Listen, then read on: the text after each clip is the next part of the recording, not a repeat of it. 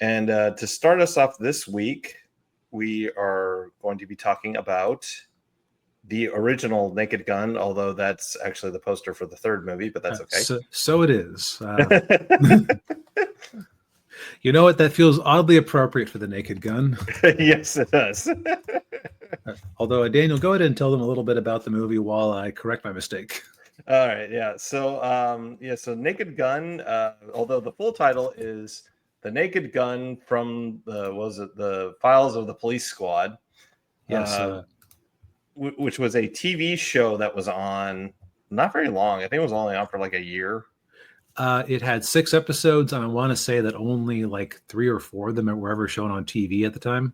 Yeah. So it went on very long. But they were somehow able to parlay that into a movie starring Leslie Nielsen as Lieutenant Frank Drebin from the LAPD. Also, he's partnered up with George Kennedy's character. I'm trying to remember what his name was.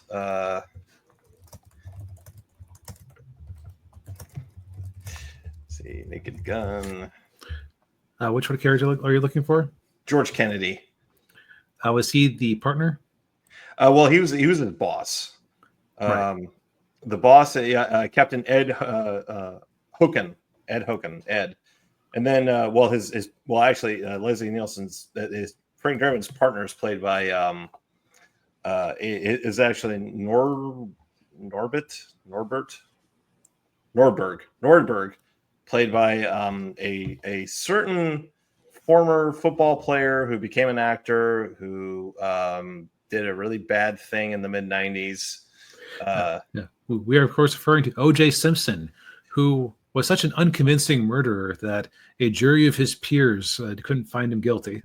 Right. Yeah. And his acting performance he's kind of in a coma for most of the movie, so I guess it's pretty decent corpse acting. So Yeah, that's true. Yeah. Although a lot of the things that happen to him in this movie are things that a lot of people would have liked to have done to him in real life. Yeah, sometimes there's a movie with a really controversial actor in it, and you go, man, I don't know if I want to watch that. Just going to make things awkward. But if you hate O.J. Simpson, this is your movie, because he is just constantly being shot and beaten, falling down, and just tortured. Oh, yeah. And good to see you, Ninja. Hey, Ninja.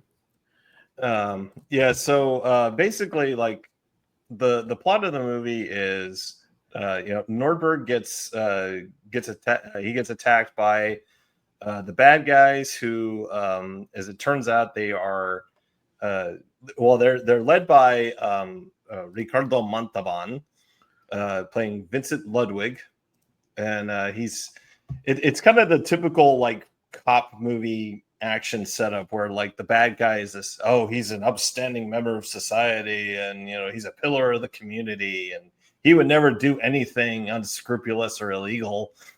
Mm-hmm.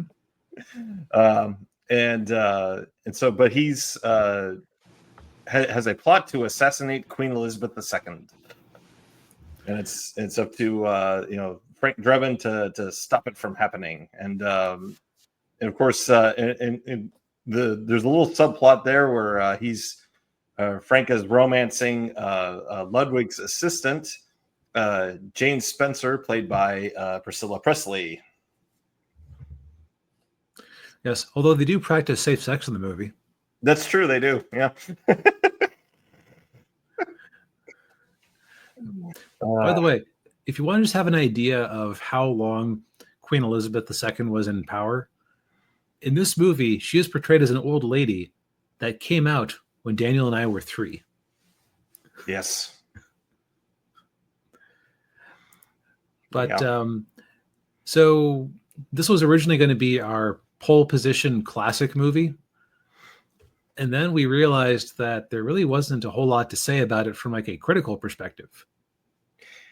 Yeah, I mean it's a funny movie. It's got a lot of classic jokes, great one-liners, and it's just an all-around great cop parody movie. There's a reason it was so popular when it came out, and why it's still beloved even to this day. And And apparently there's another one coming out later this year. August 1st, Yeah. from Seth MacFarlane. Yes, and Liam Neeson is playing Frank Drebin Jr., which is itself kind of a silly gag since I think they were roughly the same age. Actually, Neeson might be older than Nielsen was in this movie. That makes it even better. Yeah. I have some mixed. Okay, so I would say more important than the plot of the movie is the joke philosophy of the movie, which I love and I love to see applied properly. And it's basically, by and large, and there were a couple of times when I noticed they violated this rule that the Zuckers had made for it, who are the creators. Yeah. So one of the basic rules of the whole police squad, airplane style of movie was that you would have ridiculous things happen, and characters would, by and large, just accept them, like they were just part of reality. Yeah. Yeah, and they weren't allowed to laugh or smile. Right. And so that's of course why Leslie Nielsen was so great in this role, is because he was a classic leading man from the 50s and 60s whose career had basically fallen off a cliff until he was an airplane, and then everyone realized he was funny. Yeah. Usually he was funny because he could act so deadpan. Yeah. Yeah, that one part in Airplane with him and Peter Graves where they're going back and forth is just yeah. Yeah, and that's kind of what makes the humor work, is that, and you look at the rest of the cast in the movie, I mean, they're all serious actors. Like, none of them were comedic actors. Like, I mean, from like George Kennedy was, he was a serious actor. Ricardo Montalban, I mean, the guy played Khan. I mean, yeah. Although this wasn't the first time, actually, I'd have to go over his IMDb, because I don't know if it was this movie that convinced people that he was good for comedic roles like this, but he, towards the end of his career, he started featuring in a fair number of animated stories. Like he was the villain Gutierrez in Freakazoid, which that show is even more absurd than The Naked Gun. And I think one of his last major roles was in the TV show Kim Possible, where he played a old man who would decide to become a supervillain named Senior. No, his name was like Senior, as opposed to his son, Senior Junior. And I forget what I remember it was a funny episode, or a funny few episodes they were in, but like the premise was that they just decided to become supervillains one day, so they just found a manual on how to do it. Like, but father, why do we have to leave them tied up in the trap? Should we stay here and make sure that it worked? No, my son, we must go. And it is the honorable tradition of supervillains to do that this way. Yeah. Anyway, like I said, this movie is just it's a series of dumb gags executed perfectly. I think if I had to rate them, I think Airplane is the better movie, but that's just because Airplane is hard to match. Yeah, I would agree. Yeah. It's hard for me to say too much about it, that hasn't already been said.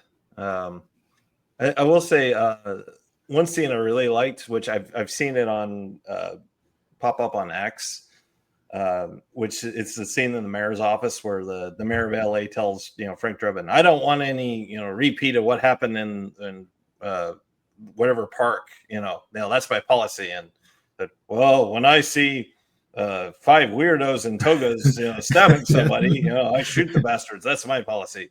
Like, that was a production of Julius Caesar and Shakespeare in the Park. You killed 5 actors, good ones.